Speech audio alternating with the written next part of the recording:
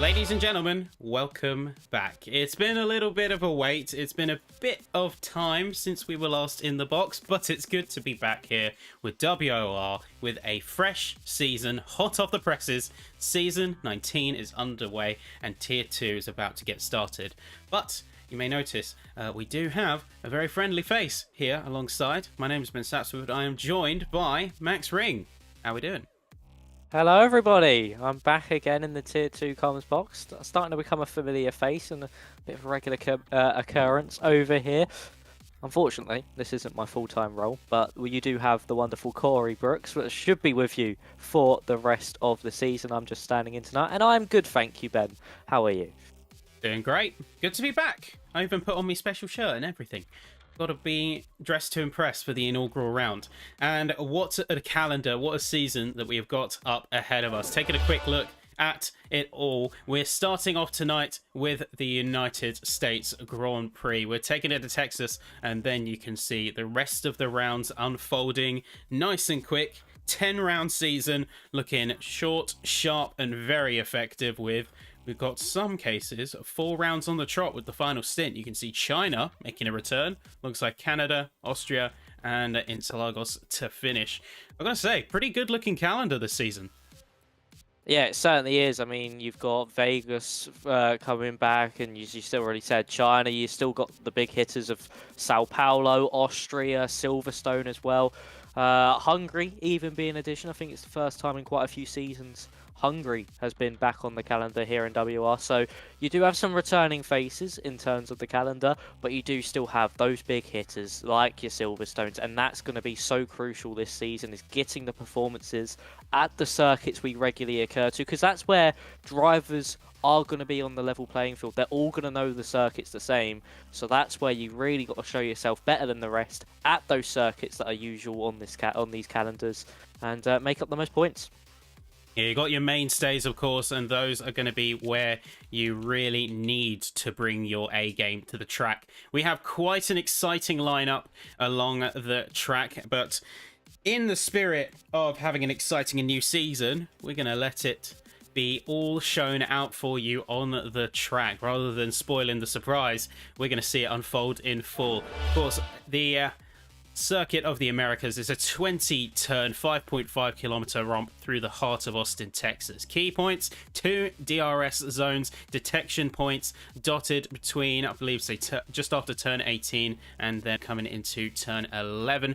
You have the iconic first sector with the uphill left-hand hairpin, and then you have the back straight, which is going to be heading down into turn 12 and be the majority of overtakes happening in that zone. Yeah, they certainly will. This circuit is absolutely amazing to drive and just promotes overall brilliant racing. As you already said, down into turn 12, brilliant overtaking. So you've got turn 1 into turn 11 as well. There's so many overtaking opportunities. You can pretty much, except from maybe the S section in that first sector, go for a move anywhere on this circuit. It's not written off the cards. And that just is what makes this circuit so great, is having that risk versus reward scenario, having the opportunities to overtake or be overtaken around this circuit, and heading into qualifying. Even the invalidations are a huge risk. You're so close to those track limits, you were pushing the fine margins around this circuit that one false move, maybe a little bit of oversteer or a bit of understeer, can completely wreck your lap and can make you pick up an invalidation. Yep, and that is going to put a serious damper on your efforts here in quali. So first off, out of the gate, it's going to be Caden Lute, who is coming up to the line now to start the lap. And let's see what he's capable of here. Was running the VF24 and is going to be making quite a surge into the first corner. Jumping quick on the brakes, a little bit of lock. You can see them practically throwing the car around and using the cambering of the circuit to their advantage. Firing down the first sector now. Left, right, left, all the way through. And getting that car very nicely rotated. Really good balance, hanging it on the edge of grip. Caden Lute with a solid first sector. Now heading into sector 2. Main thing he's got to keep an eye on is his approach to turn 11. The more speed he can get out of that corner, the earlier he can get on the throttle, then the more he will be able to save some crucial time. Keep it a little bit safer on the inside line. Don't want to unsettle the car through the curbs, but very cleanly and nicely done. Burning most of the battery, but heading down and just braking after the 100-meter board. He's got a chance here to get a bit of recovery for a final push all the way through. Neat double apex on the right-hander, and then set himself out wide to curve his car back in all the way down through turn 16, 17, the multi-apex. You can see how he's beautifully keeping a stable line all the way through, and then rounding it out with a sharp, quick turn. Now to the final corner. Let's see how it all links up for Caden Lute. The initial time on the boards, it's going to be a 1:29.998. Can the rest of the field respond? Ryan Grob with a 30.013. Enzo Salm with a 29.9 flat, and many more drivers waiting in the wings. Yeah, brilliant lap time there from Enzo to put himself onto provisional pole, but only just under attempts separating him and Keeden, who is coming up to the line. Leo London, Jan Halliday now goes quickest into the 29.8s we go. The time's getting quicker and quicker as each driver crosses the line. Zalambida now coming up to the line. He comes up short in 6th place. Who else is on a flying lap? Reyes Imtiaz is currently heading through the final corner. DRS open for the Mercedes driver. He puts himself up into 8th place. Very close so far over these opening 10 runs so far in this session. 4 temps separating that top 10, and that's surely just going to keep getting smaller and smaller as this session progresses. That's Quintino now heading up into the top 3, only just behind Enzo Soom and just in front of Keeden Lutt. That top 4 very close together as well, just over a 1/10 of a second separating those guys. But with the track evolution, with drivers still finding their feet in this session, the times are just going to keep getting quicker, and Jan Halliday's lap time surely will not be good enough for pole position, and I would expect most of these drivers to maybe be in the 29.6, 29.5 range once we hit the end of this qualifying session, but drivers still finding that limit of the car. Well, we're seeing a bit of a different story for his teammates. That is Royal Sprogis heading out for another lap, or having to head out for another lap, I should say, as they invalidated, I believe, both on their initial run and their second opportunity after yielding off to preserve the car. Many more are going to be filing their way in, and the rest of the field are now going to be coming back out, almost trying to go on a different strategy in terms of qualifying to the rest of them. And I do have to wonder whether it's purely for saving distractions on the track surface, or maybe they're genuinely trying to streamline their runs and squeeze out an extra go around the circuit. It's mainly just trying to get those extra runs out on the circuit. The more laps you do, the less pressure you put on your shoulders into that final part of qualifying, the more comfortable you feel with your car as a whole. You feel a lot more at one with it. You understand how it will act in some of those corners, and yeah, that really is why the drivers try to go for anyway, these 4-run setups. It's just to maximise their time on the track and understanding of their car.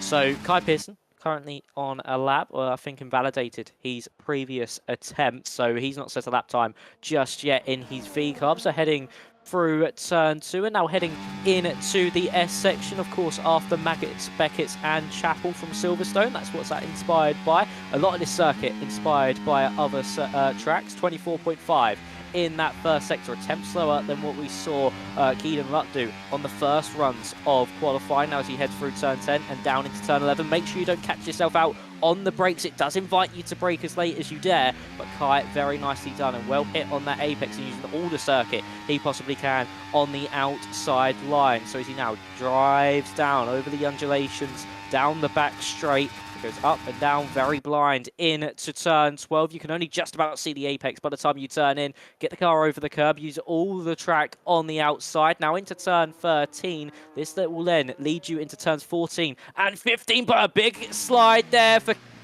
That is absolutely horrid for the rest of his lap. That's going to really ruin his momentum through the triple right-hander. is this even going to be good enough to put him into that top 5? So as he now heads through the penultimate corner, ooh, that nearly was an invalidation. Just on the limit is Kai here. He really is trying to push this car to what it is capable of. Kai to the line, and it's good enough for second fastest. Definitely timing that lap, but still a good banker to set. He knows he can find that time later on, but 2-3 so far for VCARB. They'll be happy with this start of qualifying, and Enzo out on another out lap, but we do have more drivers heading up to the line now. Yeah, a few more on their way, and I'm seriously impressed with Peterson's lap. We know that he's got more time in there owing to the snap coming into the end of that sector, so he's definitely got the potential to hit a 0.8, certainly a 0.7 by the time the track is fully worn in and the plenty of rubber has been put down.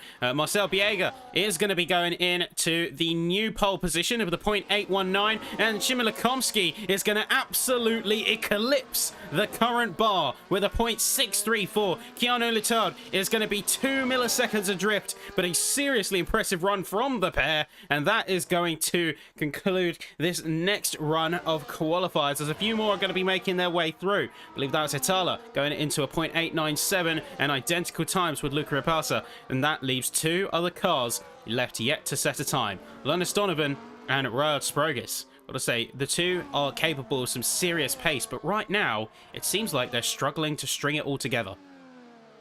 Yeah, it really is. Of course, this track really does bite on track limits. Oh, and Linus Donovan as well, just on the brakes, having a huge slide into turn 12. That's going to cost him dearly heading through the rest of the final sector. More drivers are in front of him, but of course he's not set a lap time so far, so let's see what we can do. Another slide out of turn 15. This has been a very scrappy lap from the McLaren. Wouldn't be surprised if he aborts it. Actually, no. Runs out of fuel before he can reach the line, so unfortunate there for Linus Donovan. It doesn't say that he's already done a lap on the tyre, so that's quite confusing there, how it hasn't shown us the right information. Where is Rihard Sprogis? He's heading into the penultimate corner. He isn't set up at the big slide there for him. That's Lutz up into third place. He's now into the 0.6s. Sprogis now into the pit lane, so still this track biting. Both Donovan and Sprogis at this stage of qualifying. The pressure is going to be all on their shoulders over the next few runs. Not many drivers are improving on their laps. A lot of them coming into the pit lane or either invalidating their laps. Imtiaz has just gone off at the penultimate corner. And I think that is going to be all they wrote for this set of runs. Jan Halliday heading through the first sector, up by 1/10.25. So let's see what the Aston Martin man who held pole position very briefly, we'll see if he can put himself straight back to the top of the times. Few more drivers are also looking to set themselves up for another go. We have Quintino, who's just started a lap, but most of the field has now headed into the pit lane. And that is going to be good or bad news, depending which side of the strategy and the 4-run setup or 3-run setup that you're running on. Either way, Halliday, with a solid sector thus far, is keeping good control. He's 2 tenths down. He could be very much on the books to take at least the first or second row. He just needs to bring this one home with a good run through the final sector. Many drivers now heading out on their outlaps, try and catch the cadence of the qualifying timer to get 2 more runs out there. Bit of a wobble there from Halliday, having a uncharacteristic yield. Looks like he did lose a bit of engine power, going under 10% on the battery, but it's not going to deter him with a 0.609. Seriously impressive run, even when a little bit of a panicked moment could have been game-changing.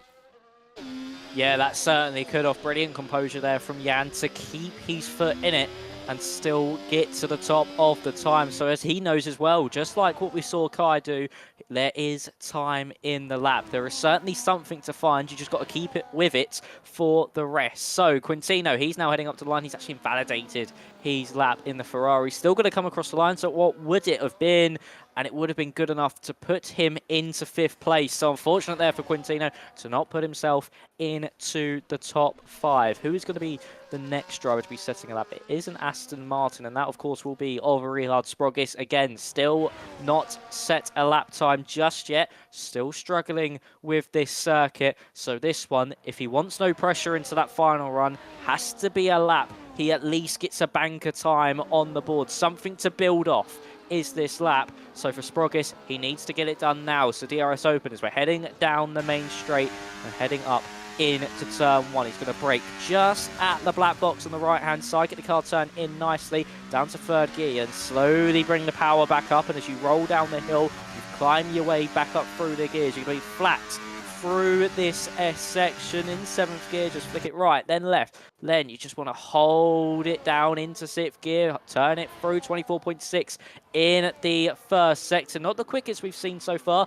but still quite respectable as he's exiting out of turn 9 now. Then through 10, you just want to cut as much of that curve as you possibly can as you head into the late braking zone of turn 11. Very late on the brakes, nicely hits the apex and back on the power as early as he possibly can. Sprogis looking to set a lap on the board and needs to do so. So as he heads over the undulations once again, this lap seems to be very clean and very consistent and a good enough time just for a banker thus far. But as he just tries to extend as much of the track limits as he can, heading through the middle sector. He's about 2 tenths down of what we saw the likes of Jan Halliday do in the middle sector. So he's still going to be about 2 tenths off the provisional pole lap time, but a time on the board nonetheless. As he heads through the triple right-hander, he needs to get the penultimate corner absolutely perfect here. If he doesn't want to invalidate, he does so. Heading into the final corner now, Sprogis late on the brakes, cut as much of that inside curve as possible. A big slide just about doesn't invalidate, but it's good enough for the top 5. 2 tenths off Halliday,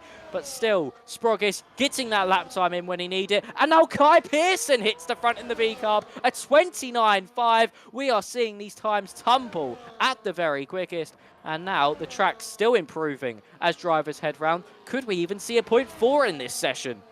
It's very much on the cards with the way these drivers have been pushing, and with 3.5 minutes left to go. There's going to be a big improvement for JST. Marcel Biega is going to be getting a minor improvement. Luca Rapasa is getting a 0.539. Seriously impressive from the Ferrari over here, with many other cars now heading in to the pit lanes to set themselves out for the final runs. We have a couple of invalidations across the boards, but everyone at this point has set a lap, and that is going to be crucial for the mindset of these drivers. The mental game sometimes being a bit underappreciated and understated, but you feel the pressure. If you're the only one or the only two who have not got a lap on the boards, you really do feel it.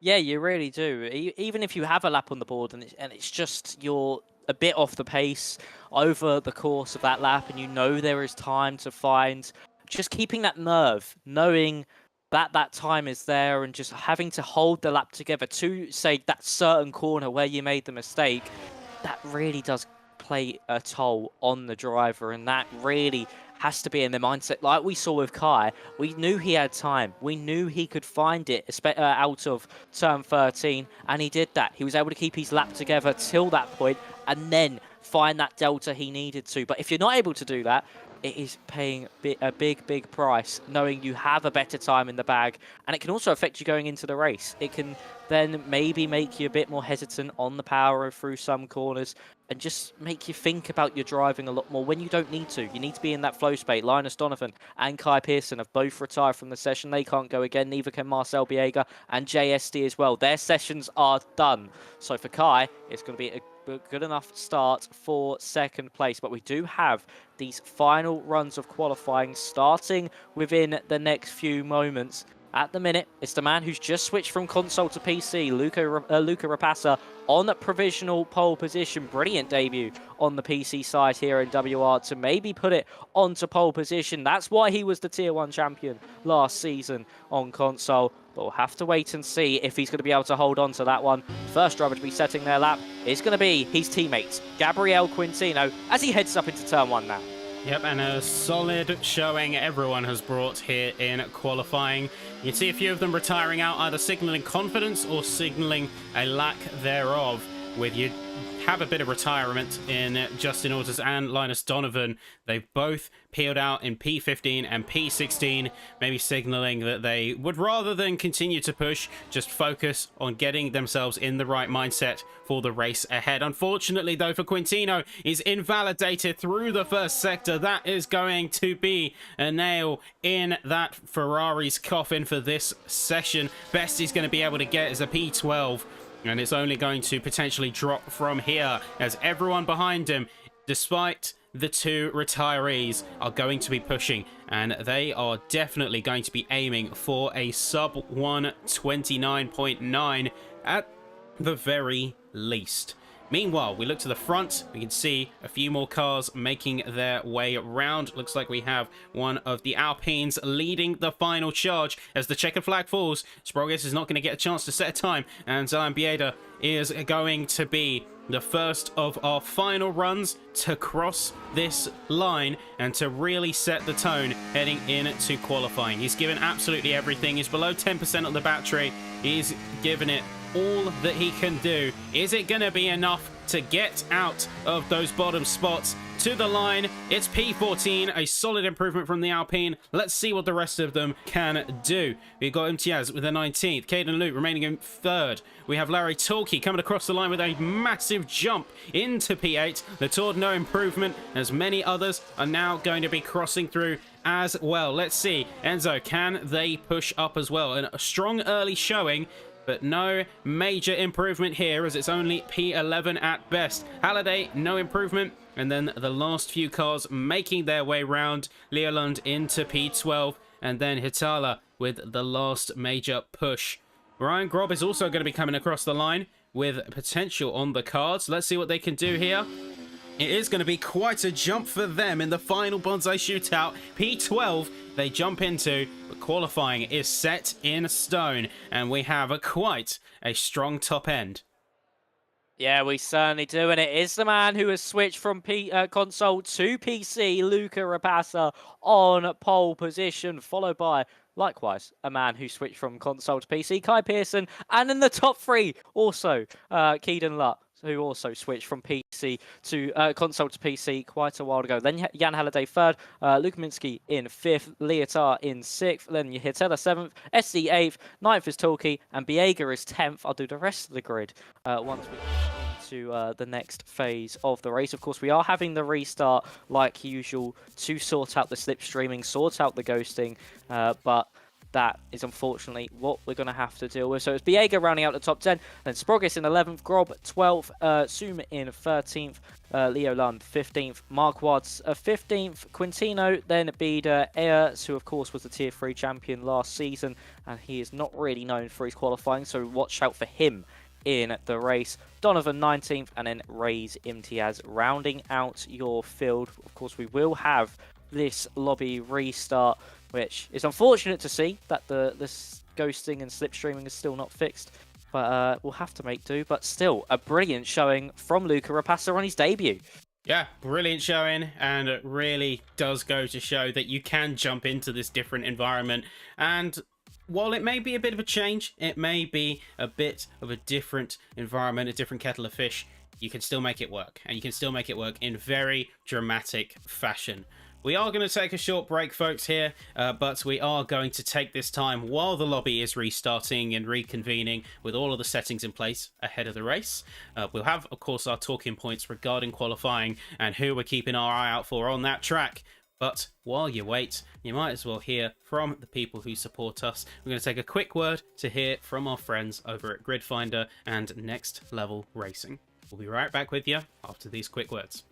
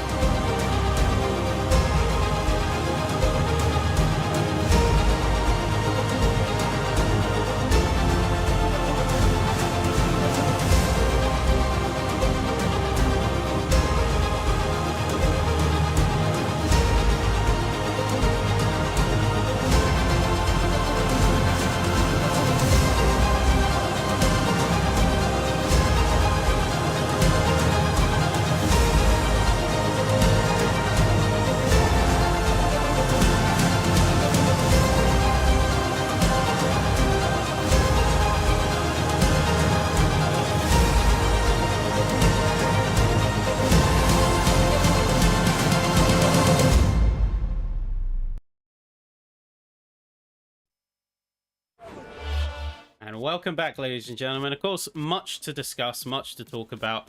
I mean, opening words, we were talking about it a little bit during the break. Console has really sort of swept into the PC scene and taken it by storm, hasn't it? Yeah, it certainly has. I mean, with Rapasa only just switching over to PC from last season, of course, the reigning console Tier 1 champion, he's really hit the forefront early and really just brought that pace along with him when he's moved to PC. And then, of course, you have Keelan Lutt, who moved to PC a few years ago, and the same with Kai Pearson as well. They both came from the console side, now onto PC, and that is your top three starting this race. It all seems that they do enjoy this circuit of the Americas in Texas. It's going to be an interesting race to see, though, because, of course, quali pace is one thing, race pace is another. Of course, with how the car handles so much differently, how you got to look after the tyres, how you got to keep within track limits, and the pressure is a bit more on your shoulders to do so, because one penalty can change the whole complexion of this race, and it's so easy to do so around this circuit, like we saw in qualifying with all those invalidations. It's going to be an interesting strategy, battery, and also penalty management race. Gonna have to wait and see how the drivers face it, though. And with this lobby restart, yes, they probably will be used to it by now, but can still play an effect and maybe knock some drivers slightly out of their rhythm. Yeah, well, I sometimes like to think of it like this, and I had a discussion with a couple of people not too long ago, a couple of racers. If you have 3 warnings, you have 2 cuts before you have to dial it back. Some drivers will take this mentality, they'll push it, and then when they know that they're on the verge of getting a penalty, they'll dial it back. Others tend to be a bit more conservative and use it as more of a safety net, just in case they accidentally go off track rather than anything else. And your sort of alignment on that line is going to be very indicative of your approach to the race as a whole. Like how much you are willing to push, how much you are willing to fight for those positions. And we will see that come full circle in the race. We've seen what qualifying is like, and very soon we'll be able to see what these guys are like in racing trim. But before we do that, bit of data, a little bit of data points. I do love me numbers, as those who've watched me for multiple seasons will know. We have the best Sector 1 time going to none other than Kai Pearson, 24.540. Very solid first sector.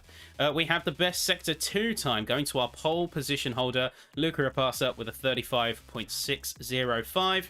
And then we have in the third sector, it's actually going to go to a Papaya car. It's going to go to Shimon Lakomsky with a very strong final sector of 29.236. So usually when you see pole times, especially ones that take a commanding gap, we'll see two of those 3 sectors, maybe even all 3, go purple. But it really is anyone's game, and it shows the kind of margins that are at stake here, because you had P1 all the way to P6 only separated by 1/10 of a second.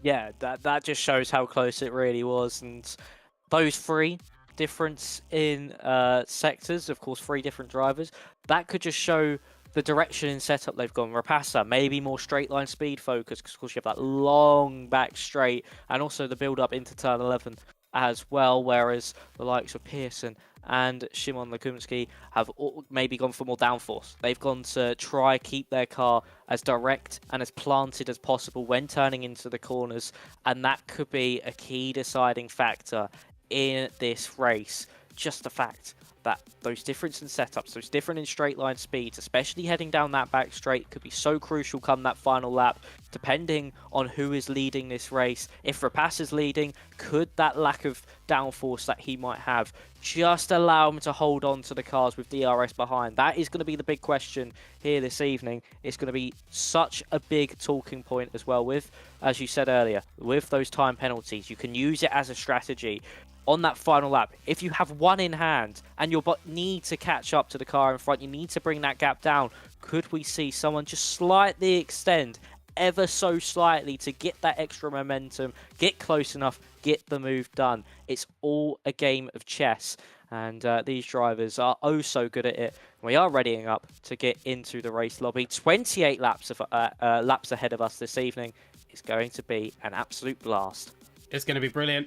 I, for one, cannot wait. But of course, those of you watching at home, As always, thank you for joining us, and we are about to go trackside, but let us know who you are looking out for, who you've got your eye on as we head into this exciting inaugural race of Season 19. I'm very curious as to how these drivers are going to make their way onto the circuit and how they're going to fight tooth and nail for those positions. You summarized it pretty well with the setup differences and how you can lean more towards top-end speed versus downforce through sectors 1 and 3 or sector 2. My curiosity is how they're going to handle wheel-to-wheel combat. Of course, if you've got a higher top end, combine that with the DRS, you've got a car that is a lot more favorable to go toe-to-toe with other drivers and lay claim to those positions. Yeah, you do. I mean, with that DRS enabled, you'll just be an absolute rocket ship in a straight line, and you should really get the move done before you even hit the brakes heading into turn 12. But then again, if someone in front of you has DRS, it's going to be all about this DRS game. You got to try get out of that out of the train, out of the game itself, and just focus on picking cars off one by one, one by one. But in the case of Rapasa leading this, he needs to just try and extend that gap as much as he can on this opening lap. Yes, he may have less downforce than Pearson and what we saw Luka Minsky do have as well, sorry. But he will still need to try extend that gap as much as possible, especially in Sector 2. That's where he needs to make pay on every lap in this Grand Prix. He needs to just give it his all through that sector, get the gap he needs before the DRS is enabled, and then just sit in front for the rest of the race. But again, of course, this may now knock some drivers out of the rhythm. This this lobby restart, but we are getting underway. So Ben, take us for the 5 red lights. 5 red lights, the track is hot, and immediately we are going to make a swift getaway for everyone here. It's going to be a mad charge, a mad dash. We see 3, 4, 5 wide, as eventually they all come up to the top corner. There's going to be very close quarters driving, especially in that mid-pack. You can see the insanity unfolding behind them. Everyone just trying to get into a position, trying to get those early spots before the DRS comes into play. And it's going to be a very good spot for the top 5 to be in. They can make a break for it. Interestingly, the front runners have not gone for the alternate strategy of starting on a medium to try and break from the field, but we see immediately that Kai Pearson is not going to waste any time in putting on the pressure on Rapasa. He's going to peek down the inside, and while not committing to the move, that is certainly a statement of intent from the top 2. Yeah, it certainly is, and that just shows where Kai is strongest through those tight, twisty sections. Is he going to look for it into turn 12? No, elects to back out of it, but that does put him under pressure from Lut, who's now going side by side with Luka Minsky. Is Lut just going to be able to hold on here? The McLaren still keeping it to the inside for turn 13. This is over the final podium place on this opening lap, so now around the outside goes the Papaya car. Is he going to be able to hold on? Forced wide there by Keelan Lutt. He's off the road. Jan Halliday now trying to pick up some scraps from this battle. Still side by side between the pair, heading through the triple right-hander. But surely Luka Minsky will have to give way, and that he does into the penultimate corner. Still just within touching distance is everybody behind that top 2. 7/10 between Lutt and Pearson. But Rapasa still leading the way off this opening lap. Pearson in second, Lutt third, Luka Minsky in fifth, and now Halliday looking for a move around the outside. That's forced McLaren to try and make an attacking move. Attacking best form of defence, and there's contact made. There's damage for the McLaren. Keegan Lutt into a half spin, and Halliday says, thank you very much. I'll take both those places, and he moves up into the top 3. Like a vulture waiting for the spoils, he let the 2 birds squabble before taking the prize for himself. Insane opening lap here, and as we head into lap 2, this has been a start to forget for the McLaren of Lukomsky. Such a strong moment to begin on, and now is under serious threat. They need to make a judgment call about heading into the pits, and they need to do it yesterday, really, because they are bleeding time. They've already dropped down to P6. They're likely going to be lost down to Larry Tulkey as he tries to go on the defensive on the inside, but meanwhile at the top you see Kai Pearson with the DRS now in full effect, making his way up to the top step. He's going to take the advantage and immediately remind Rapasa he's not up there on his own. He's got a serious fighter to contend with.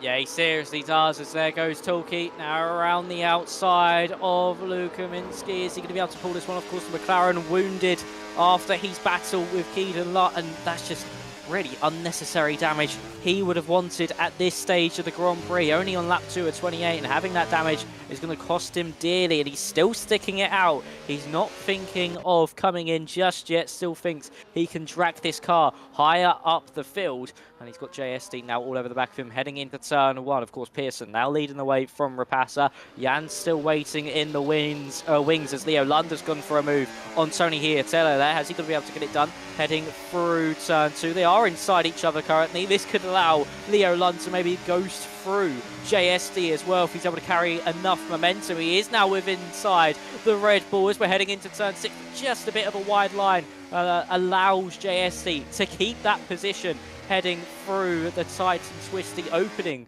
section of the middle sector. But of course, with DRS enabled, as here comes Tony Hietala back again to the outside line. The Williams still looking to try and get back past the Alpine. They're going to be side by side on the exit. Rapassa's surely going to get back past Kai Pearson here. He's looking to the inside line. He's still not dragged all the way alongside, and there we go. The Ferrari back into the lead. SD now past Luka Minsky. Here comes Leo Lund as well. Not on 1, but 2. There's contact made. The Red Bull sent into a half slide. He's dropping down the order now behind Tony Hietala. Luka Minsky still fighting back in this one. Jay still finding his way back through the order to take the front of this train. The McLaren now diving deep on the brakes. He's gone off the road. Hietala as well now being under pressure from Riyad Sprogis. Luka Minsky picking up 3-second time penalties in all of this. Leo Lund in 8th. Hietala trying now around the outside of the McLaren. It's all kicking off on lap 3. The McLaren, the real cause of this. He's the real catalyst. He comes into the pit lane to stop the damage and stop the time loss. He's going to change his front wing, go onto the set of the mediums, try to take those to the end. Here comes Leo Lund though on JST. Is he going to go for a move in turn 1? No, just not able to do so. But there is a send further back from Enzo on Riyad Sprogis. Sprogis surely going to be able to hold on to this one as we head through turn 2. Rapassa's still leading the way, but it's all kicking off in the midfield.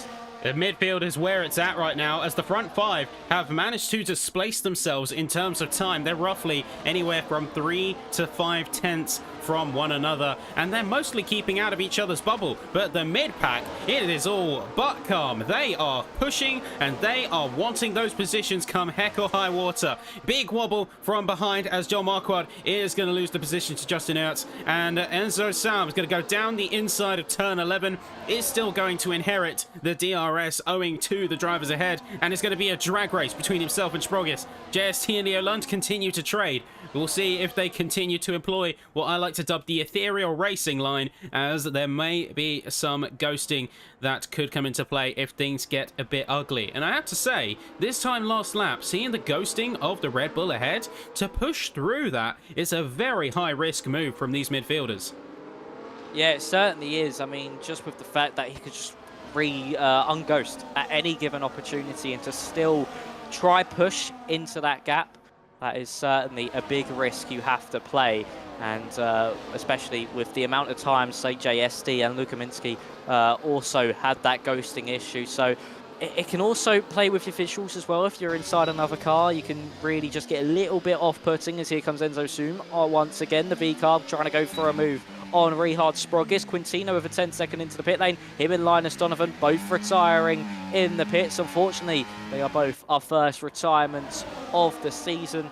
But further up the front, Kai Pearson, of course, now leading the way once again from Luca Rapassa. Jan Halliday still under pressure from Keaton Lutt behind, as Biega now picks up a 3-second time penalty. The penalties and the warnings are starting to rack up ever so slightly for some of these drivers, and that is a big issue they're going to have for the rest of the race if they keep going on this trajectory. So, exiting out of turn 11 once more, the Haas driver, Keaton Lutt, still waiting in the wings behind Jan Halliday. Here comes Luca Rapassa on Kai Pearson. He seems to have most straight line speed at the minute, and Jan Halliday is capitalising on this. He's gone to the inside of Kai. He's now on the inside of Luca Rapassa. Will be the outside for turn 13. The Aston Martin looking ever so racy at the start of this Grand Prix, as Luca Rapassa will just hold on heading into turn 3, but Kai still trying to look around the outside. That's inviting Keaton to now try and move on the inside. It stays as it is outside out of turn 13. Luca Rapassa leading, but his new challenger has appeared, and that is the Aston Martin of Jan Halliday, who's looking to be very elbows out at the start of this race, and he's looking to try and get to the front of the field. Of course, track position is everything when it comes to that pit window, so if you're at the front, You're going to be in the best position possible to hit maximum lap. It's the fastest lap of the Grand Prix, but this top 5 could maybe become a bit restless in the next few laps. Time is going to be of the essence for these top 5. They want to get the positions and they want to set themselves up well for the pit stop and transition phase. I won't expect it to come for a little while just yet because they have started on the hards. Everyone started on the hards, I do believe, with the exception of Linus Donovan, of course, going for that early recovery strategy, and Szymon Lekomski now switching onto the hards, having switched their front wing as well. Halliday into second is simultaneously a surprise, but also to be expected from them because they're a driver who values patience. They value letting the rest of the field combat around them, and then when the time is right, with the full battery in tow, going for a decisive move that puts everything into the move. If it doesn't work, he has to spend a bit of time to recover, but that all or nothing attitude has served him very well here in this place, currently second with 6 laps almost under our belts. It's looking very strong for the top 6. We check in a little bit lower, however. We see Sproges, Biega and Lekomski both sitting with penalties. Lekomski, of course, having a race to forget, but still remaining out there. Commendable as always. Drivers choosing to stick it out, that is the most important thing here. And with all that being said, we do unfortunately have 2 retirees, and I will be honest for a second, when I saw them both retire at the same time, my nerves did run a little bit cold for a second. I thought something terrible had happened. Yeah, that did go through my mind, but then I saw that Quintino got a 10-second time penalty and realised they both retired. But yeah, Jan Halliday, he's very tactical with his driving. He knows exactly when to strike, and that's just to force the drivers in front to maybe just go a little bit too aggressive, go wheel to wheel, make those mistakes, and that's exactly what he did. And he's up into second place so far. Zadan Bido came into the pit lane. Don't know if he picks up any front wing damage. Yes, he has. Unfortunately, the game hasn't changed it for him, so he's on the mediums and will maybe have to come in again, or is this just a planned early pit stop to try get away from that train of cars he was in and try break a little bit of a gap? Lari Tilke now going to go for a move on Keanu Liato as Halliday now hits the front, passing Luca Rapassa. The kick Sauber on the inside of the Mercedes. Keanu going to try his best to hold this one round the outside. It's the inside now for the Mercedes. Lari, though, will have the optimum line on the exit of the corner, and he will also have the inside line for turn 15. The kick still trying to hold this one. Lari really pushing the limits of Keanu Liato's defense as we go round the outside now through the triple right-hander. Surely he'll have to give way. No, he's still holding on to it, and he's managed to put it off into the penultimate corner. A little bit of contact made. Keanu has to push and has to yield Tilke into that penultimate corner, but brilliantly done round the outside. Sebastian Vettel and Kevin Magnussen-esque from Lari Tilke, but he's still under pressure. Heading into turn 1, Keanu isn't going to take this one lying down, but doesn't go for the move. He's just going to try and force the kick Sauber into a mistake, and they just want to keep within that top split of drivers, because of course Tilke now 9/10 behind Gideon Lutt. If he has a poor first sector, this could mean the top 4 can break away, build that DRS buffer, but Lari has pulled that gap down to 0.8 of a second, so him and Keanu Liato should just be fine as we head down that DRS straight. Looking very good for them. And Latour and Tilke, of course, coming to blows for a good half of a lap there. A little bit of contact involved, but extremely impressive through that sector 3 from the kick Sauber. And now with Liato behind, he does have a bit of a choice to make. He's got about 1.8 seconds between himself and the next queue of cars. The question that's probably on his mind is how hard he's willing to push. If he starts fighting anymore, then he will have a bit of a situation where he'll start to bring in the rest of the field. And speaking to the wider race effort, that is the last thing he wants. So he has to consider these next few laps very, very carefully, especially as more fighting with Tilke could potentially pull him out of the DRS train, and these top 4 will simply run away with it. Yeah, they certainly will. Strategy now with the battles is going to play a big part, because you can't allow the rest of the field to close up into this battle, or you could be in grave danger if you fall to the back of this top 6 like Liato is. So that could really put him in some hot water. But at the minute, he's still not squabbling with the kick Sauber in front. They're still about 0.8 off the back of the Haas, just sitting in front of them. So we're heading on to lap 9 of 28. Rapassa still leads the way. Pearson tried getting the move done on Jan Halliday, was not able to do so. He tried doing what the Aston Martin did a few laps ago and wasn't able to pull that one off. Just shows how impressive that was. Zalambida, unfortunately, is our third retirement of the race into the pit lane. I think that's due to the game not changing. He's front wing, but look at that defense there from Kai Pearson as Keaton Luck going for a move into turn 11. He's on the outside of the corner. He'll get a straight to run. He'll have more momentum heading down this straight, but still both on their batteries. This is going to be hard fought all the way down into turn 12. It's going to be who's bravest on the brakes. Keaton's going to be blocked in by Luca Rapassa, but Kai Pearson isn't going to try to take this one. Going to be lying down to take this one, but still Keaton Luck hugging that inside line through turn 13. He's pulled it off just before 14. Covers that inside line, and Kai has to wait another day to try and get that position back. But Keaton Luck, very opportunistic at best, caught Kai by surprise heading into turn 11. Went for the good old dummy, forced him offline, and that was perfectly executed by Keaton to move himself up into that top 3. And now he'll try to get past Luca Rapassa. Gotta say, usually those who hold the apex into 12 have the sector, and it was very impressive to see Luke pull that one out of the bag and into P3. So now eyes trained to the top. We have Jan Halliday, who is leading and consistently trading back and forth with Rapassa. Ken Lu and Kai Pearson remain waiting in the wings for an opportunity to strike, with Artuki and Keanu Litor a little bit further adrift. 2.7 seconds away, and closely followed by Leon Lund is going to be Tony Hitala, and JST along with Enzo Salm have made that quite the interesting fight indeed. In fact, JST, currently P9, is looking to sniff out a potential opportunity as we head into this next corner. Yeah, he certainly is behind Leo Lund, of course. These guys stuck behind Tony Hiatella for now, currently 2.5 seconds off the back of the top 6. So that's going to be an issue for them if this race continues without a safety car. Is Rapassa going to go for a move into turn 1? A big slide on the brakes, though, from Keaton Luck. Now puts him under pressure from Kai Pearson, but still the V-carb not able to get by once again, unless he goes for an audacious lunge into turn 15. But no, you can see just the defensive line being played from Keaton this time around. Just like last lap, Leo Lund was able to get past Hiatella, and Esti not able to capitalise on that opportunity either. That gap between the top six and 7th place continues to grow.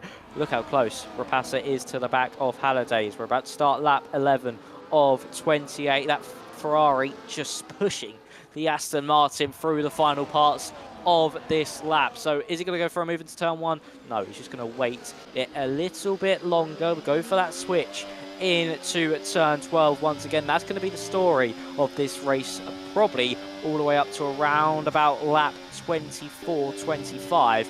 And that's when the drivers will stop switching. They'll think about the end of this race, and they'll just be pushing every last ounce of the mediums they'll go on to just push all the way to the end. So Rapassa, he's now got Luck for company behind. He's dropped Pearson by 7/10 of a second. So could we now see the Hats go for an attack? Maybe not even just on Rapassa, but on Halliday as well. We'll find out heading down into turn 12. He's got no pressure from behind, so he's got his sights focused on the front.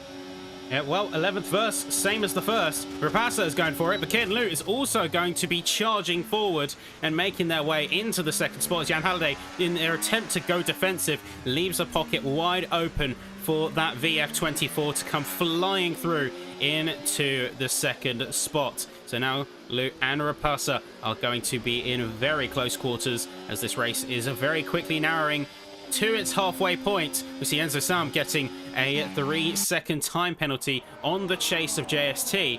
While the field has mostly calmed down, it is about to quickly invert, as we will see soon drivers starting to consider when they want to go onto the tyres. You typically have two schools of thinking. It's either run the hards as long as you can until the mediums will stay in their prime the longest, or run the mediums as long as you can, get off the hards early because they will technically have more grip and it's easier to defend track position. I'm interested to see what school of thought these drivers will subscribe to as we cross the halfway point very soon. Yeah, that certainly will be what the drivers will be thinking is exactly what lap to go and what will be their best bet. If you're someone further down, doing that undercut is certainly what you want to be doing. Maybe if you're even the likes of Keanu Liato and Larry Talkie, do something different to the drivers in front of you. Maybe try gain some valuable positions. Maybe even if it's only 1 or 2 places, it still puts you firmly in that fight. So here comes Keaton Lutt on Luca Rapassa. He's going to go for the move and he's going to finally hit the front of this field. Started third, now up into the race lead. So there goes the Haas driver up on to the top of the field. And I think Kai Pearson has had another rear locking moment into turn 12, and that's dropped him all the way to the back of this train. Disaster there for the V-Cub. He's been struggling over these past few laps. He was dropped by Keaton. He then caught up slightly when Jan Halliday had no DRS, and he's just been struggling with some rear tyre traction through some of these corners, and it's now bit him heading into turn 12 under the brakes, locking the rear tyres, and that's allowed both Larry Talkie and Keanu Liato through as well. Luckily for him, Leo Lund is 2.7 seconds further back, so he can just now maybe just settle into a rhythm, calm down once again, make some moves a little bit later on into this stint in the next 3 or 4 laps, and just focus on bringing those tyres back into a correct window. But at the minute, Kai Pearson seeming to be struggling, and it's not looking like it's going his way at all on these hard compounded tyres. So maybe expect him to be the first driver to pull the trigger. Well, he might have to certainly reconsider his approach to this final end of the first stint. Like you said, he's not got any pressure behind him with Leo Lund 3 seconds adrift. So what he needs to do at this point in time is regain his composure, stop driving his opponents, and start driving the car. It's very easy to get wrapped up in fighting for position, and we know these drivers to be more than capable. So eyes up as these drivers are going to go for a few more laps before going in. I expect anything from laps 17 to 20 they would expect to head in, but Keaton and Rapassa continue to go back and forth as the Ferrari now once again takes center stage and the lead heading into the third sector.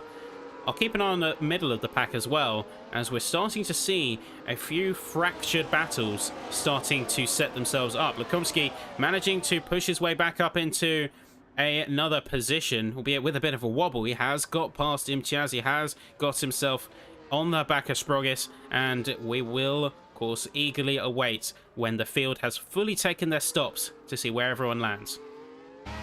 Yeah, we certainly will see where everybody comes out. It is something to look out for with Luke Minsky on where he will come out compared to everybody else. Of course, having to box early for that front wing damage, he did have those better hard compounded tyres, and he can maybe try to take those all the way to the end of the race. But we'll have to wait and see where those midfield drivers do come out. And Keanu Liato has made a move on Kai Pearson in the S section, and that was very late indeed, because he was about a 10th back for the whole of that sector. Maybe Kai having another slide with that rear end, but he really is struggling, and that's another error that has caused Keanu Liato to capitalise. So for Kai, he got past him last lap. This time around, Keanu Liato gets by once again. So back to the front of the field though. The top 3 looking ever so close together, and Keaton nearly off the track limits before getting past Luca Rapassa there, but managed to keep the car just in check. But that was super close to an aeroplane crash between the pair. I don't think Rapassa expected the Haas driver to go to that outside line, but he still did. And Keaton Lutt once again at the front of the field. Halliday and Talkie just watching over this with some intent on making some moves, but at the minute they're just thinking better of it. This race is still long. We're just reaching that halfway point in this Grand Prix. So for Larry Talkie and Halliday, they have enough time to just think about what they're going to do at the rest of this race.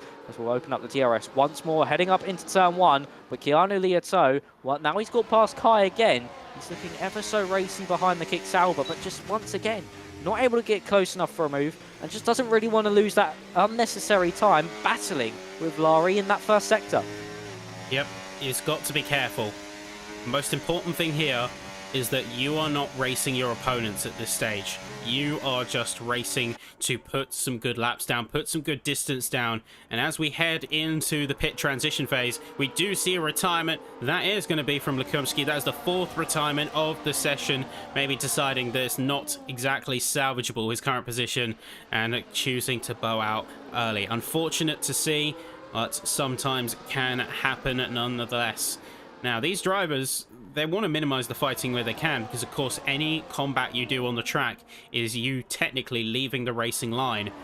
But you want to go for those positions. You want to go aggressive. Halliday on the inside. That's going to be on Caden Luke. Can he make it work against Rapasa simultaneously? They go side by side through the sector. Eyes up as we're going to see him go through sector 3. Very much pushing each other to the ragged edge. Halliday makes it 2. He goes for the double. He makes it work. And this is exactly what we were talking about. Exactly the kind of decisive plays. Biding your time, letting the others go for it before then swooping in at the opportune moment to go for it yourself. That's the Jan Halliday we know, and that's the Jan Halliday that currently leads heading into lap 16 and potentially beyond. But we have got the pit stop to contend with, so maybe he's just trying to get that crucial play out there before that switch over happens.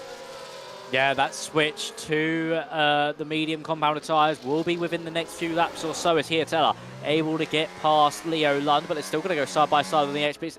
It's a good old switcheroo there from the Alpine, but just that outside line for turn 2, not optimal at all. So the Williams stays in front for now, as he's in 7th place. 4.4 seconds is now that gap between the top six and Tony in 7th. But yeah, for Jan Halliday, really well executed once again.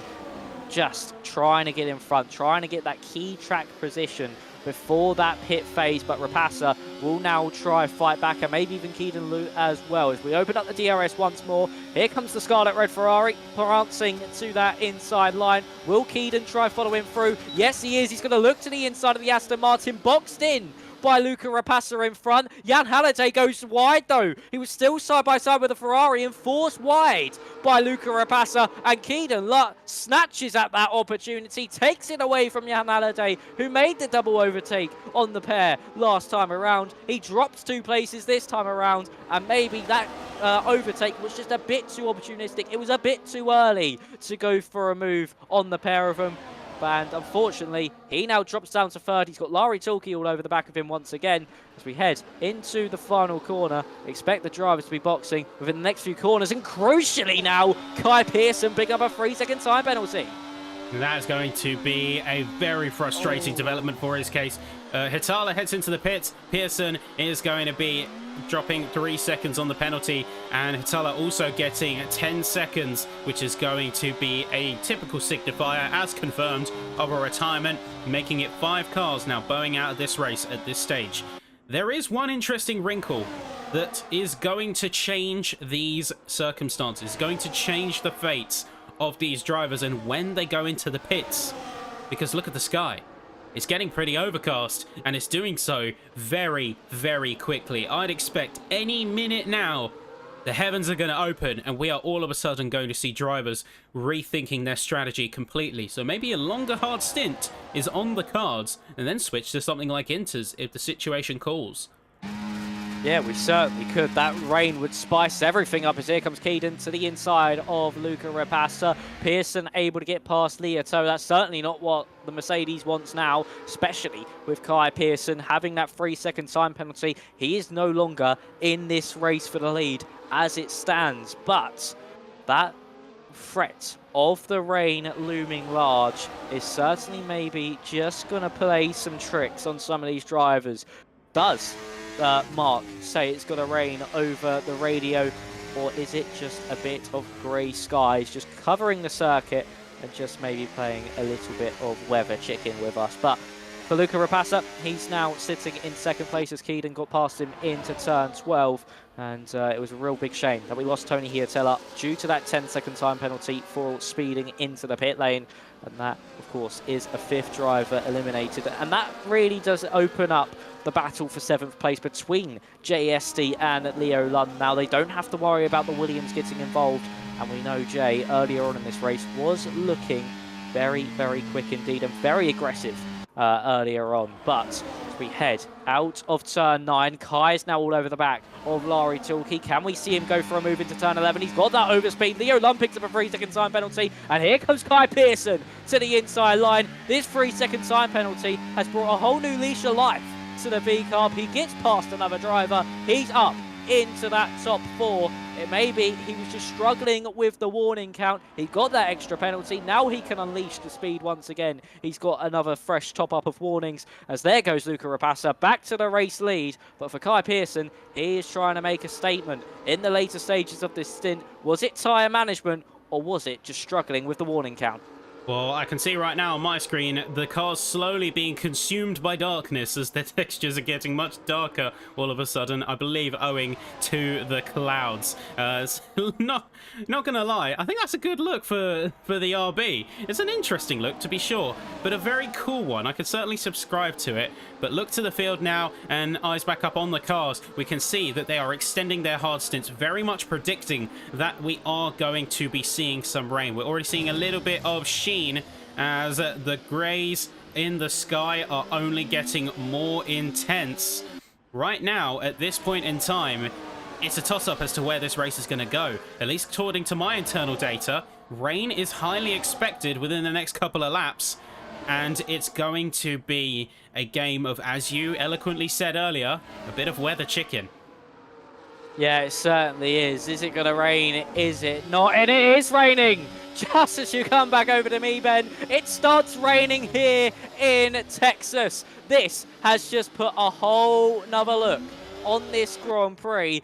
And is that why we're seeing Luca Rapassa, from the speed he showed in qualifying, maybe a bit slower in the race? Here comes Keaton Lutt passing the Ferrari, and here comes Jan Halliday as well. The question is, how heavy is this rain going to be? Is it going to be enough to even switch to those intermediate tyres? Or will it just slightly soak the track to make it a little bit greasy, but the slicks will still be optimum? That is going to be playing on all these drivers' minds. It's now about the driver. They have to make the call. It's no longer in the game's hands, no longer on the optimum strategy count. It's all about the feel. How does the car feel through these tricky conditions, and what sights do you see on the road? If you start to see puddles forming, you want to come into the pit lane, and it is starting to show on the circuit. I saw into the penultimate corner, the rain starting to show on the track. That usually is an indicator that within the next few laps that we will be on the intermediates. Leo Lund unfortunately picks up a 10-second time penalty in what would have been his switch to the intermediate tyres. Marcel Biega into the pit lane. He's surely coming onto the intermediates as well. Kai Pearson trying to go for a move on Luca Rapassa into that first sector. Keep an eye though on the likes of Marcel Biega, who have swapped onto those intermediates early. They've gone for the gamble. The track currently not wet enough for the inters, but they have thrown caution to the wind and have gone onto that green wall tyre. And Kai now looking for a move on Luca Rapassa. He really is racy in this stint of the Grand Prix. Since that penalty, Kai Pearson has looked like a whole different driver as we exit out in turn 11. DRS open, and he's still side by side. Heading down into turn 12. Jan Halliday getting closer to Keaton Lutt. There goes the Aston Martin to the inside of Mercedes. He gets the move done. And Kai able to get past Luca Rapassa, and they're really starting to struggle on the brakes into turn 12. Yep, they are starting to see that elaborate dance as the track conditions are switching from that, of course, perfect dry condition to slightly colder track surface to maybe a little bit of surface water and starting to aquaplane, having to gently ease off the throttle a little bit more. And now I think the drivers are going to have to make that judgment call.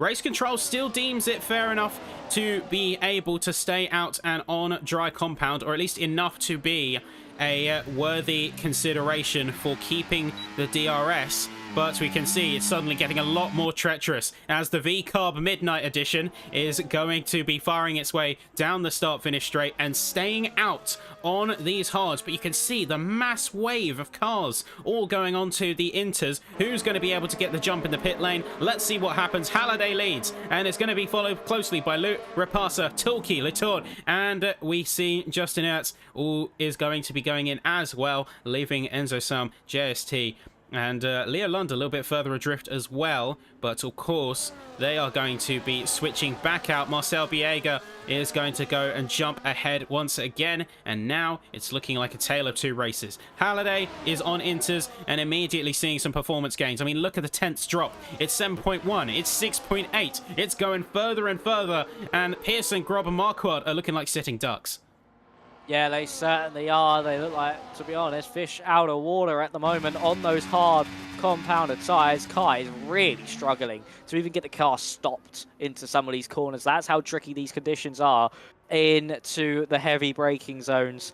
And it was a risky gamble. He knew he had the 3-second time penalty. He had to try something different. And unfortunately for Kai, it has not worked the way he would have wanted. I think he was also maybe caught out by the fact DRS is still enabled, but those intermediates are certainly the tyre you want to be on at this stage of the Grand Prix. And Jan Halliday now has a 9/10 advantage over Luca Rapassa. This is all about who is great in these conditions. The wet weather, of course, the great equaliser. So say, if you're the likes of Laurie Tulke and Keanu Lieto, who's actually dropped further back of field, maybe had a slow stop or made a mistake at some point during this lap, you are now looking at trying to get these moves done. You are trying to gain all that time you lost on the drives to gain it all back in this wet weather stint. Kai now into the pit lane. We'll see where he comes out compared to the rest of the field. Leo Lund with another 10-second time penalty. That's him out of the Grand Prix, and you can really start to see the puddles forming now around the circuit of the Americas. And Kai, it was a bold strategy. It was very brave to say the least, and unfortunately it's all gone slipping and sliding away from him here in the Lone Star State. Yep, certainly took it a little bit too far there. Should have seen the writing on the wall, really. I think we have a bit of an interesting balance. We have, say, Biega, who has gone earlier, whereas Imtiaz doing much of the same. Biega certainly coming out much stronger than the other Haas, the VF24, who is currently sat in the bottom of the pile in at 14th. But looking at the rest of the field, looks like the most of them got that perfect switch timing. Because Kai Pearson, as you said, has dropped a significant amount of time. All of that wobbling, squealing and sliding has resulted in their quick downfall into P6. So with 6 laps to go, it's going to be a fight once again at the top between Rapassa, Halliday and Luke. But now, the paradigm with which they're going to be driving has changed. Drying dry is going to be a little bit different to driving in the wet. You have to be a lot more gingerly with your inputs. You have to almost be a little bit more nervous of that throttle pedal, because jumping on that throttle pedal too early or applying a little bit too much at a certain point in the corner is going to result in a quick kick of the rear axle and a quick knock to the talon.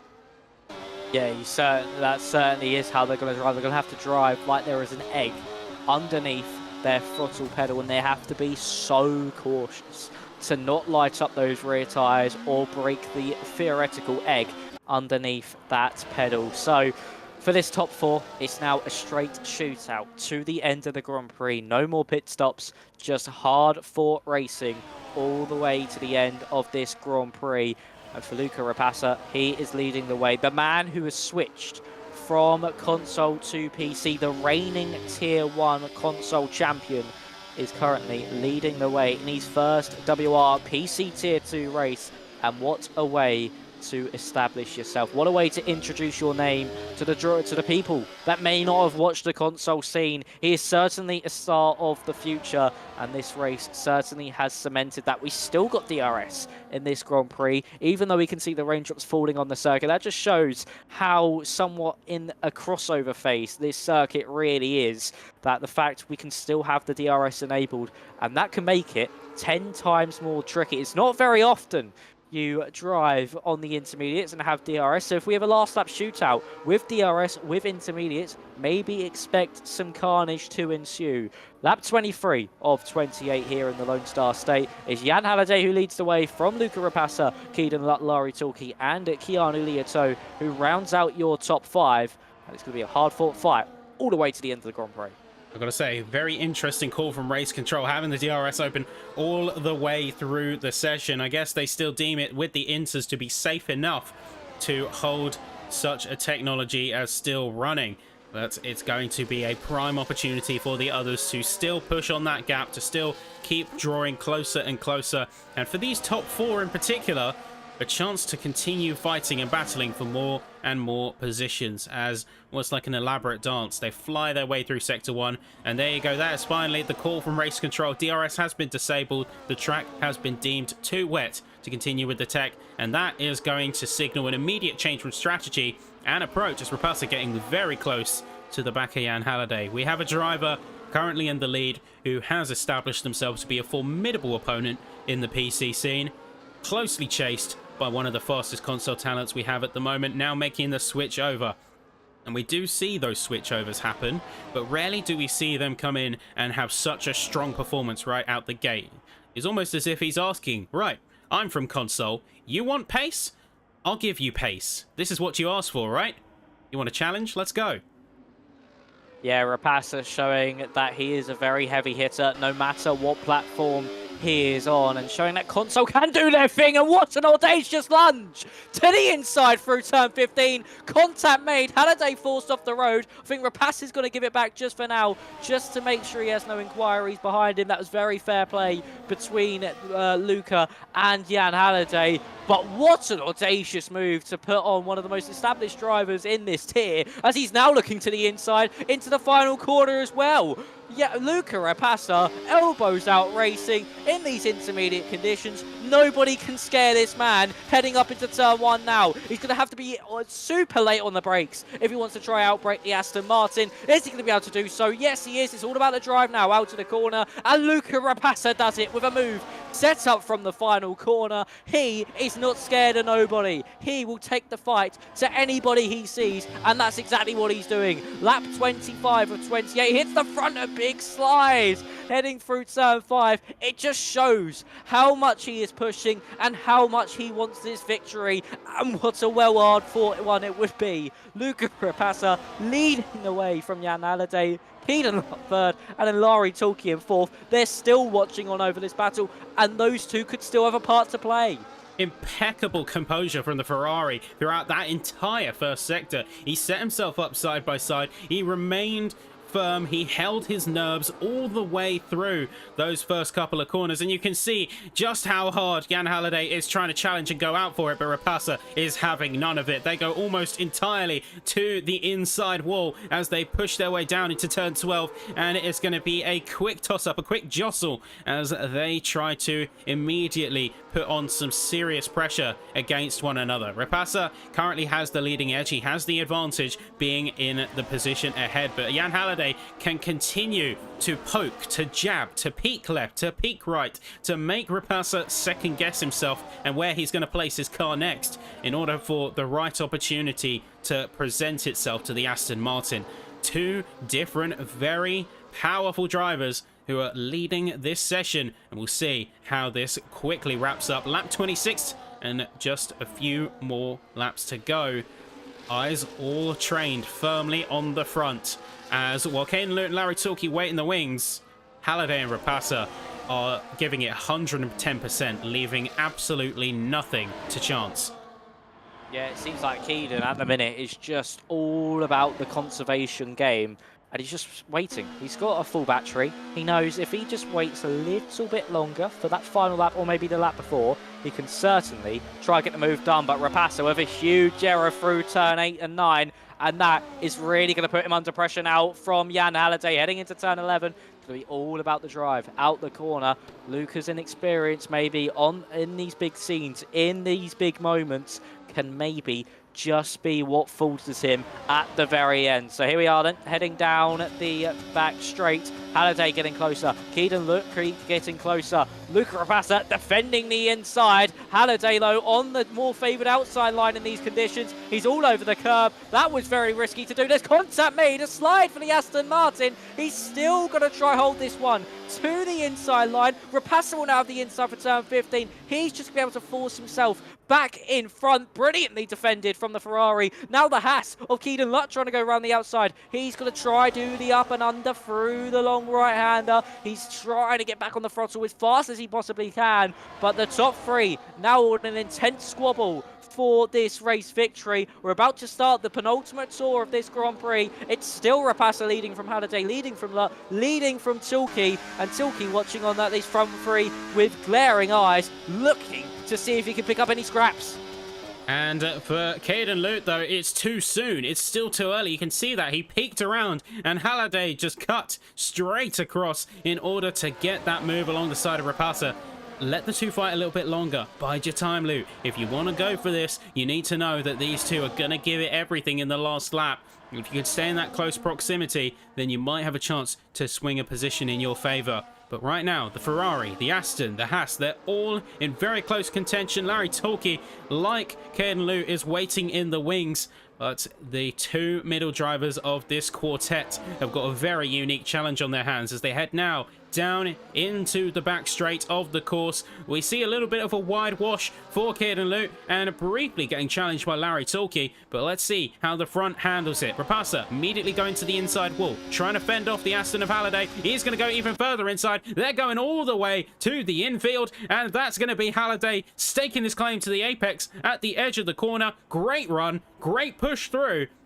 And Halliday has currently got the spot. Bit of contact on the rear diffuser, but no susceptible damage at this point in time. Rapasa, once again, going for it. Lays the claim to the apex. Tries to force Halliday to compromise his line, compromise his exit speed, as he's going to be trading continuously back and forth. Penultimate lap, soon to be final. Rapasa and Halliday are quickly trading blows. It's a peek to the right. It's a lunge to the apex. It's a staking of the speed around the outside to hold the position. It's all coming down to this.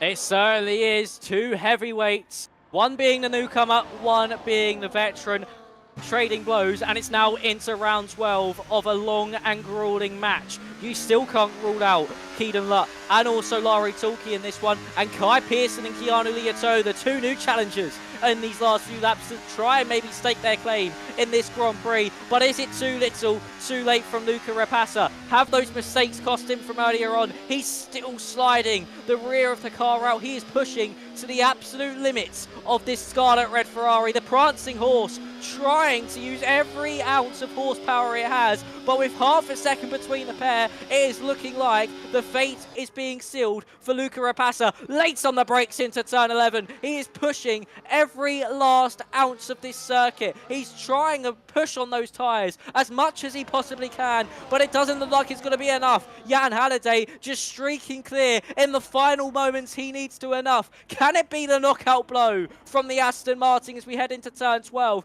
Luca still late on the brakes. He's still just trying to slide this car through the corners and just get every last piece of performance he possibly can out of the Scarlet Ferrari. It's just not going to be enough though, you would think, as Jan Halliday still half a second clear. The Aston Martin has been fought by a newcomer. Luca Rapasa has displayed his absolute determination and the confidence, but it still won't knock the ultimate tactician, Jan Halliday, about to head round the final corner to start his season off in style. The Aston Martin driver comes across the line to win here in Texas. A beautiful drive from Jan Halliday, followed by Luca Rapasa in second. Keaton Lutt rounds out your podium, but a tactician at his finest in that penultimate lap, getting the move done, did exactly what he needed to, and that was the ultimate formula to win the Grand Prix. I think he lost Rapasa as soon as he kept his composure through the first sector and the Ferrari started sliding. He was pushing it too hard, and I think he realized it about halfway into the lap that he was still giving it a bit too much in the pursuit of those apexes, in the pursuit of those tenths, and the controlled slide is still a slide, and a slide loses you time. So unfortunate for Rapasa there to drop it by those few tenths in the final stages of the race, but what a drive from all of them nonetheless. Seriously intense racing situation right to the very end, and the drivers certainly proving themselves out on that course. Yeah, they certainly did. Brilliant drive from all of the drivers in the field in those tricky conditions, of course. Changeable weather, changeable conditions, the track conditions as well were very off-putting, especially with the DRS being enabled for so long while the intermediates were in use. So it's very, very tricky to do so. But still, all of them kept it on the track, and they all provided brilliant racing. So it's Jan Halliday who wins here in Texas, followed by Luca Rapassa and Keaton Lutt in third. Laurie Tilke ends this one in fourth, a brilliant drive from ninth on the grid. Keanu Liato rounds out your top five. And then Kai Pearson, of course, got that 3-second time penalty that unfortunately unravels him all the way down to sixth place. Enzo Soom in seventh, JSD eighth, Ryan Grob in ninth, and then Justin Ertz from 18th on the grid. I did say look out for him. He finished in the last points paying position in 10th.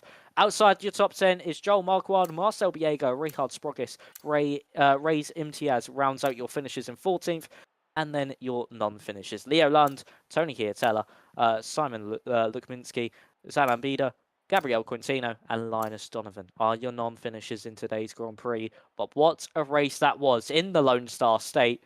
And for Jan Halliday, sheer delight, Ben. Yeah, and what an opening round of the season for particularly those top runners there. As you see, Jan Halliday starting off strong, really bringing his A game to the inaugural match, and Rapassa doing just as well with a brilliant early showing. Kierden Tilke Litord also going to be drivers to certainly watch out for, and this entire field as a whole is a set of drivers that we know have immense pace and can push it on the limit. We are starting to see an order form and drivers that we ought to be keeping a very careful eye on as the season progresses. But as far as opening rounds go, this is certainly one to remember. We'll see if we can get a chance as well to talk to any of our racers, see if they are going to be available for a quick chat or if they are going to be on the cooldown. Not only in terms of from the race, but maybe in terms of from the tempers, because passions do always run high, especially when a new season starts and you're figuring out who your rivals are. Yeah, they certainly do. I mean, you're still just trying to adapt to the season again and just getting back underway once more. And overall, I would say most of those drivers, though, it wasn't too much bad blood. It wasn't. It was very clean and just aggressive racing, really hard but fair. So I'm not expecting too many drivers to be irate with one another. And I can see in the Discord that Jan and Luca both respecting each other and completely enjoyed their battle together. And what a battle it was. And for Luca Rapassa, I know we keep mentioning it, but to come from console to PC and be on the pace that quickly is something we haven't really seen before in overall terms of that switch. Usually drivers take maybe a season or two to adapt, then they start to hit the front more consistently. But for Rapassa to get pole position on his debut and then to finish second in the race, nearly win it, it just shows how much pace he really does have and the confidence of him.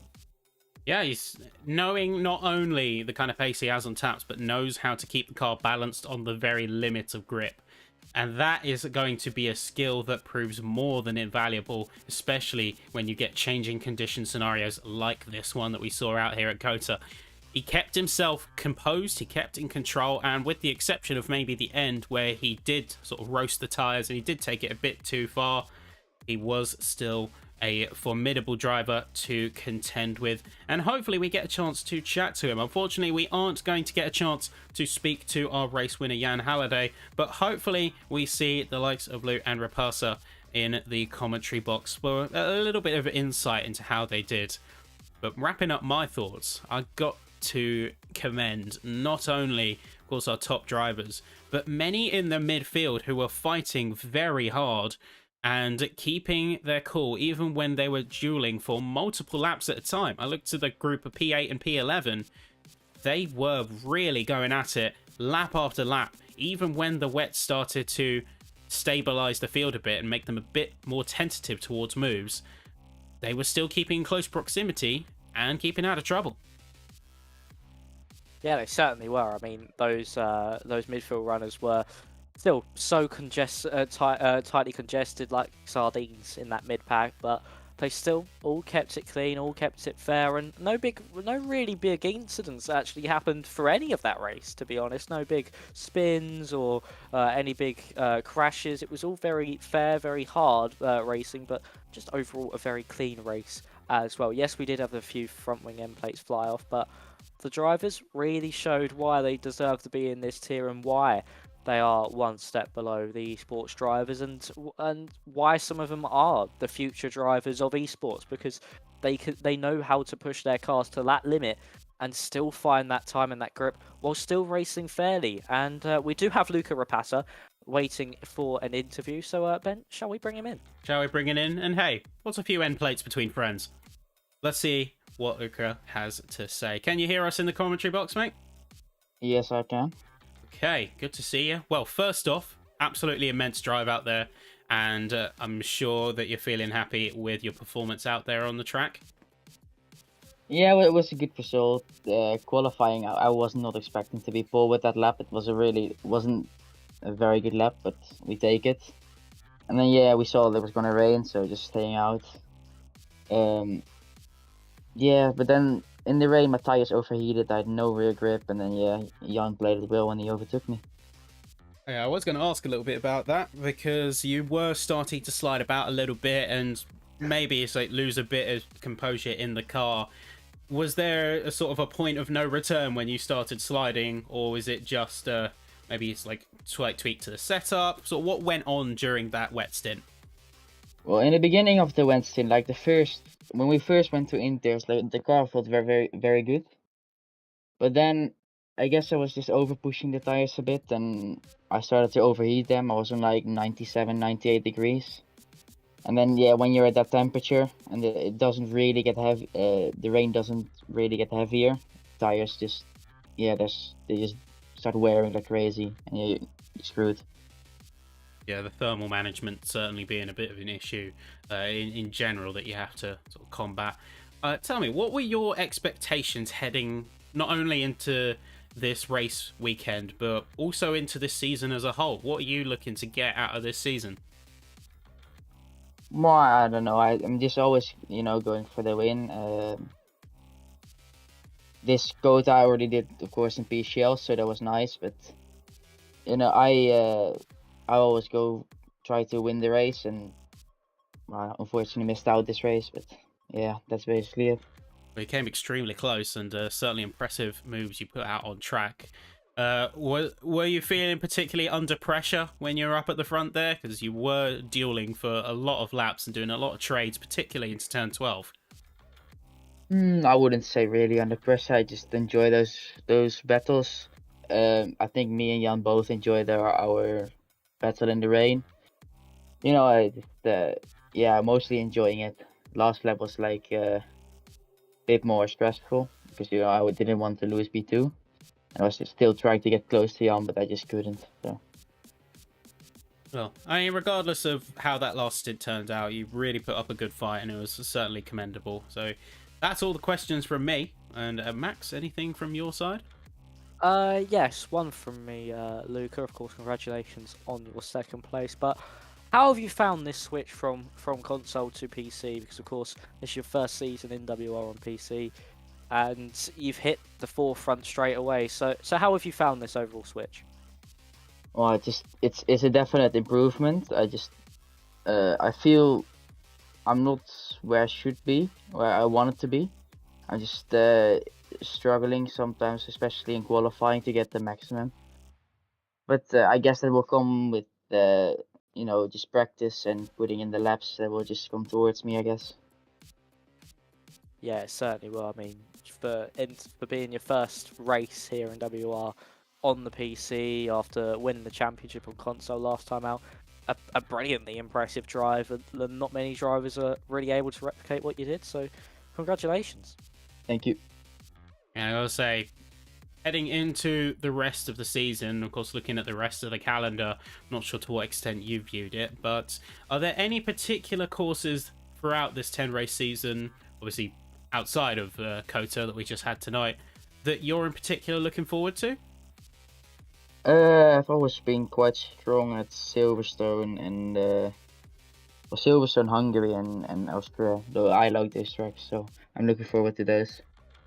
And we look forward to seeing it. But for now, put your feet up, take a rest, a well-earned P2, and a good job out there on the track. Well done, Luca. Thank you.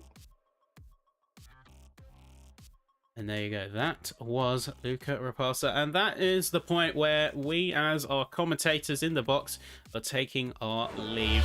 A reminder of the exciting calendar that we have in store for you all. We have, of course, had Kota tonight, the inaugural round.